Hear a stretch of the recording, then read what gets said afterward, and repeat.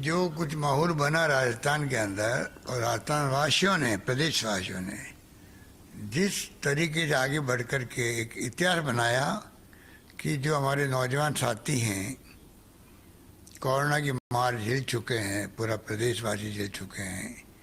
Corona के वक्त में भी आप देखा होगा कोई भूखा नहीं सोए, हमने कहा था, तो लोगों ने, एनजीओ ने, एक्टिविस्ट ने, धर्मगुरुओं ने, सभी पार्टियों लोगों ने मिलकर कोई कमी नहीं की सेवा करने के लिए। हमने अप्रिशिएट किया सबको। अभी भी हमने आह्वान किया कि बार बार बीजेपी का राज हो चाहे कांग्रेस राज हो, पेपर आउट होने की खबरें आती रहती है।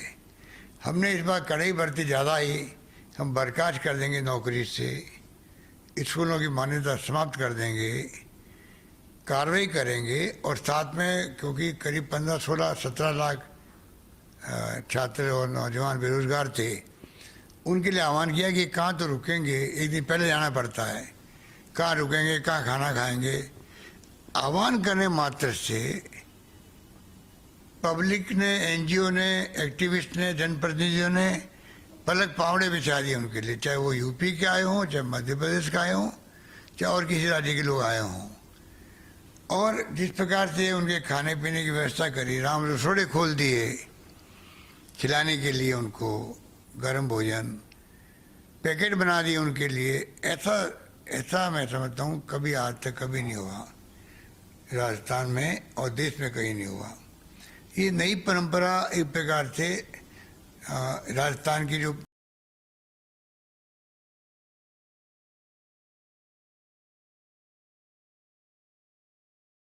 महान परंपरा रही है, उसी का एक रूप था ये, जो देखने को मिला। ये हमारे विपक्ष के साथियों को पश्च नहीं रहा है, क्योंकि जिस प्रकार जिंदाबाद के नारे लगाए उन लोगों ने वहाँ पर, सरकार के और समाज सेवियों के, एक्टिविस्टों के, सबके, वो डाइजेस्ट नहीं हो रहा। इसलिए कुछ लोग ऐसे हैं समाज के अंदर, वो इसको भड़का रहे हैं। दूसरा क्या है कि नौकरी लगेगी 33,000, तो बहुत बड़ी एक, मैं समझता हूँ कि बड़ी संख्या में हमने एक अवसर दिया। उनको लगता है कि ये 33,000 नौकरी लगेगी तो बाकी को लगेगी नहीं, तो भड़काने में आसानी हो जाती है। अच्छा, आजकल पेपर ऐसे आते हैं वो है हमारी सीट से, उसी वक्त बच्चे को मालूम पड़ जाता है, बेरोजगार को, कि भाई मैं पास होऊंगा या फेल होऊंगा। तो जो मालूम है कि भाई अगर मेरा नंबर नहीं आने की संभावना है और ऐसी स्थिति बन गई कि मैं पास नहीं हो पाऊंगा, ऐसे लोगों का भड़का हो कि पेपर तो आउट हो गए थे, तो आप कितनी भी इकट्ठी कर लो, उनको भड़काने का काम कर लो, ये अच्छी परंपरा नहीं है। इससे तो अगर भर्ती रुक गई साल भर, 2 साल, फिर कोई कोर्ट में चला गया, फिर हाई कोर्ट से सुप्रीम कोर्ट तक जाओ, पहले भी गए, हमें तो कई सुप्रीम कोर्ट से केस विड्रॉ करना पड़ा है। तो ये अगर परंपरा रही तो मैं समझता हूँ कि आगे बढ़ते कैसे होगी। तो ये विपक्ष को समझना चाहिए कि ऐसी गलती नहीं करे, कि उनके शासन के अंदर भी, जब भारतीय जनता पार्टी का शासन था तब भी पेपर आउट कई बार हुए हैं। हमने तो बहुत बड़ी अच्छे ढंग से मैनेज किया पूरे इस प्रोसेस को। तो ये जो कुछ वो लोग हो गए, कुछ लोग ऐसे लोग हो गए नेता लोग बनने के लिए, नेता बने हुए हैं, वो कई अफवाहें चला रहे हैं। सच्चाई लाओ सामने, हमारे सामने लाओ, सच्चाई एसओजी को दो। हम वादा करते हैं कि किसी को नहीं बख्शा जाएगा, किसी को नहीं बख्शा जाएगा, और बख्शना चाहिए भी नहीं, क्योंकि आप लाखों नौजवानों के भविष्य के साथ खिलवाड़ कर रहे हो।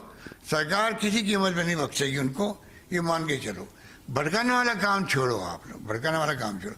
अगर सच्चाई है, मालूम है एक सेंटर में, 2 सेंटर में मान लो पेपर आउट हो गया, तो आपको अधिकार है बताने का।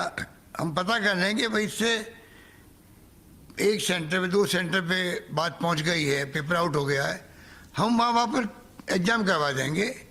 पर उसकी आड़ के अंदर आप चाहो कि पूरे लाखों लोग वहाँ पर उनको बुलाओ, परीक्षा दिलवाओ, ये कहाँ की समझदारी है, ये समझ के परे हैं।